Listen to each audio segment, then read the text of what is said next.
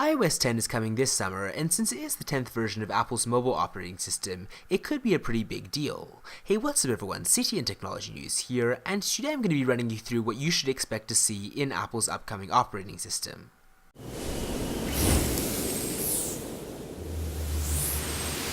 So Apple is actually testing iOS 10 right now, meaning that it is on track for another June release date at the company's Worldwide Developers Conference. The official iOS 10 announcement is expected to happen at the WWDC 2016 keynote with an introduction by Craig Federici. Now it's going to be interesting to see what devices Apple decides to support with iOS 10, because iOS 9 actually was the first upgrade in a while that didn't cut out any devices when it launched in September. The iPhone 4S and the iPad 2 still work with the latest operating system update. Unfortunately, this probably won't happen again given the simple fact that iOS 10 probably will require more than 512 MB of RAM. So when it comes to features, there are a lot of new upgrades rumored for iOS 10.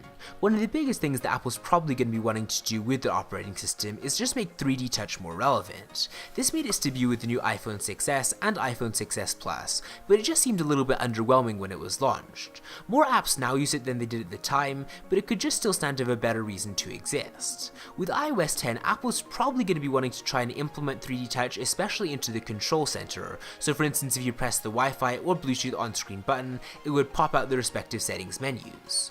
Apple's done a good job over the years by sliding opaque menus into view without requiring you to exit apps, and these control center buttons would basically work along the same principle. There are also some very unlikely rumors that Apple would just get rid of the home button altogether and replace it with an on-screen 3D touch button, and it's not a popular theory, but it could potentially happen, and this would definitely be a huge feature in iOS 10 if this was the case. And speaking of the home button, Apple's probably going to want to revamp Touch ID for iOS 10.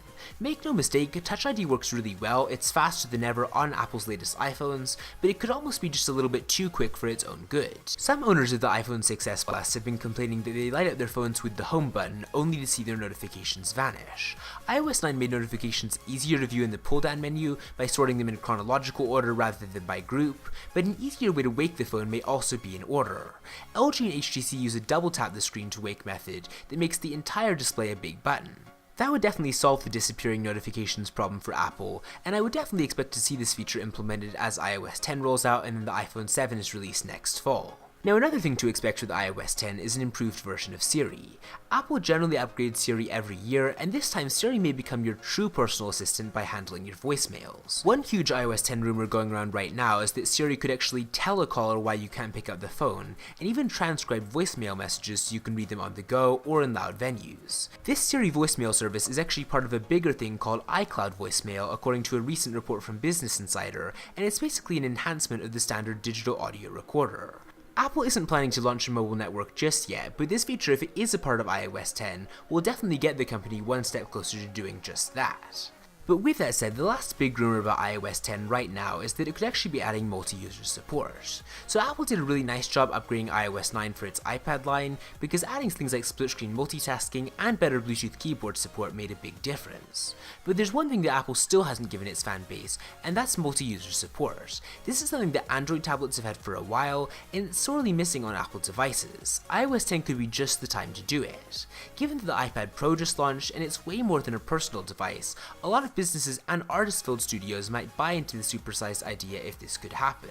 I mean, the ability to have different users on a single device is really helpful, and even though Apple has generally been opposed to this in the past, I really think it could definitely help expand the functionality of the iPad Pro and the iPad Air for both personal and business use. But anyways, those are the big upgrades rumored for iOS 10 right now. Apple will probably also add some more minor things like an improved volume controller, cache and orientation bug fixes, and maybe even an expanded version of Apple News, and I'm definitely interested to see what else Apple will ultimately end up adding. In the meantime, definitely let me know what you want to see in iOS 10 in the comments below. Give this video a thumbs up if you enjoyed it and you want to see more of these iOS 10 rumor videos in the future, and I will see you next time.